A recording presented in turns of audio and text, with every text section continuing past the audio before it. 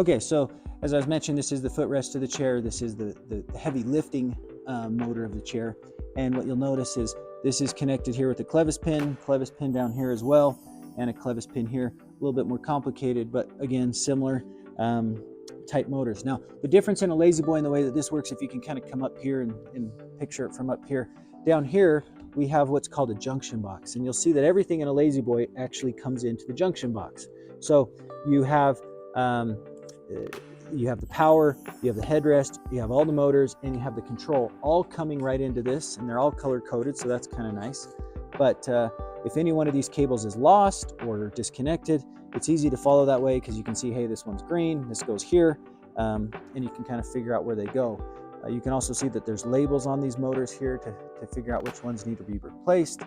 But that's really the basics of a LaZBoy. So like I said, the most common things that are going to go out in a LaZBoy are going to be your power supply or your remote control. Those are parts we can definitely help you find.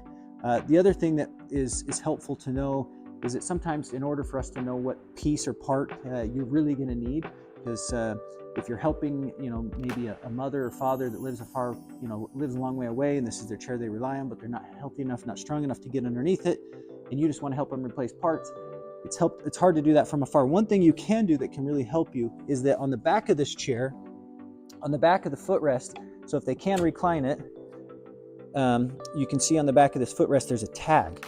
And on the back of this tag, it's going to have some helpful information that tells us the model number, tells us kind of when it was built, all this kind of stuff. This tells us what's actually your chair. So if you can't get anything else on your chair, if you can get this tag right here that has a pretty clear indication of the letters and the numbers, we can know when it was built, we can know what the model number is so that we can help you get parts.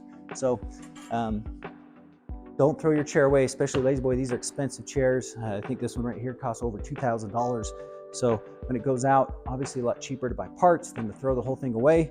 So get us the tag, get us a picture of the remote, get us a picture of the power supply, whatever it is. Let us help you fix your chair rather than throw it away.